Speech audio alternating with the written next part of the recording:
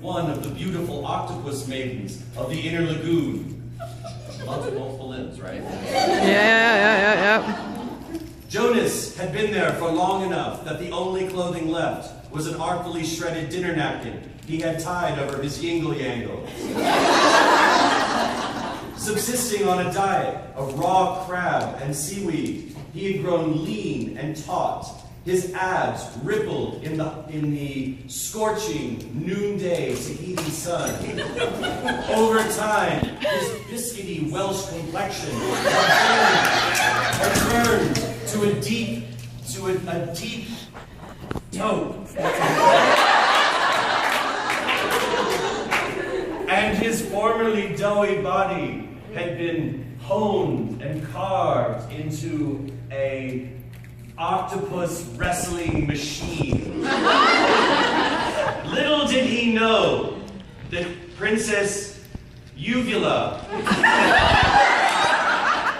had been spying on him as he slept. She often wrestled with her desire for creatures with fewer limbs. She had worked down from lower order animals like the skinks and the otters that played in the sea around the island. And now she found herself driven with a consuming lust for only 2 legs and 2 arms, as she learned they were called. Arms.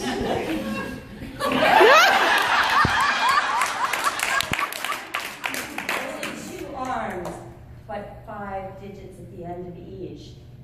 10, far more than the tentacled boys she'd played with in her youth. Regardless of her father's stricture that she keep her tentacles to herself. Her 4 sets of breasts tightened in anticipation.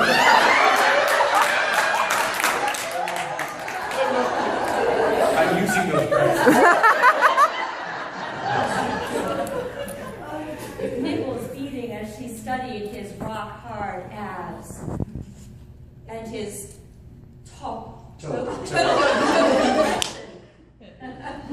her own purple skin modeled at the idea that they might possibly join. But no, her father would have none of it.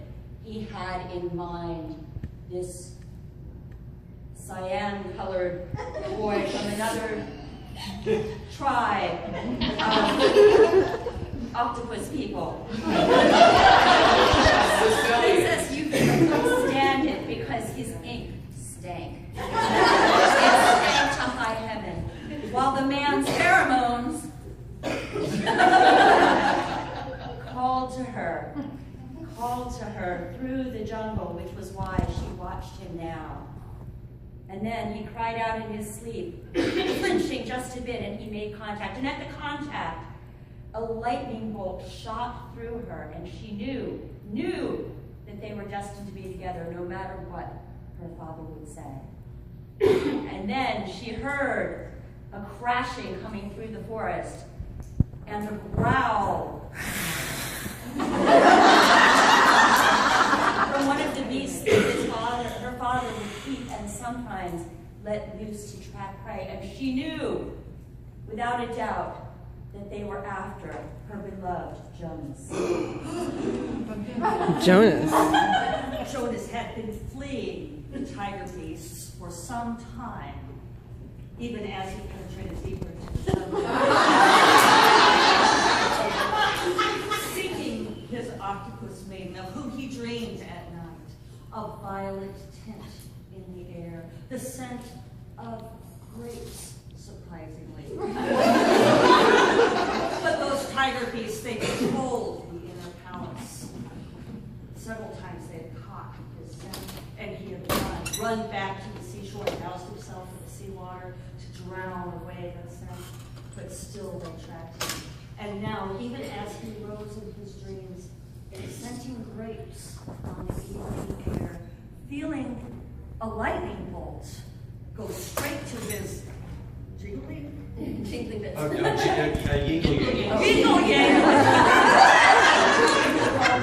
Going to his yingle-yangle, which hardened perceptibly.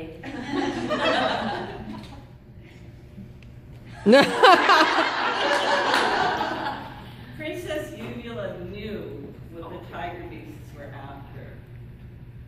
It was the shredded dinner napkin that covered that fascinating appendage that was nothing like any octopus boy that she had ever encountered. 2 legs, 5 digits at the end of each, 2 arms, 5 digits at the end of each, 1 kind of big nose. But under the dinner napkin, the yingle-yangle. She had to prevent the tiger beasts from stealing that napkin because she was going to be the one with 1 or 2 or 4 or 6 of her tentacles to peel that shred away and see what lay beneath. That's all I got.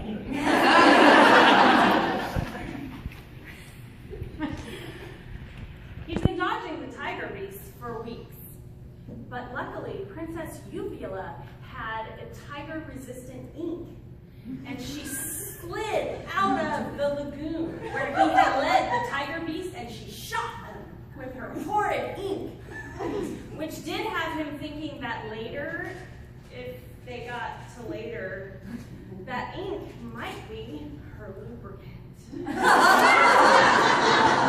But more than overset that was the 4 sets of breasts. Oh. So he was very intrigued by the breasts. He was a breast man. Luckily not a leg man because her legs were sort of. But he could get past that. He could put her in a dress. Imagine a corset under 4 sets of breasts. Amazing. But then he remembered that the tiger beasts were still around and refocused from her breasts to the tiger beasts.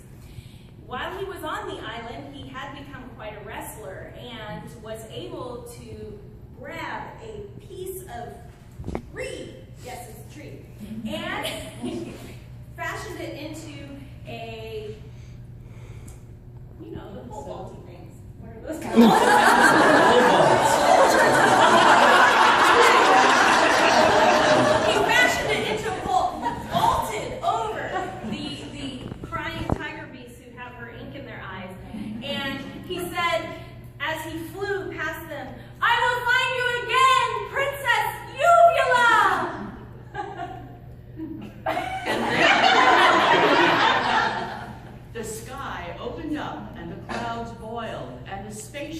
Came down.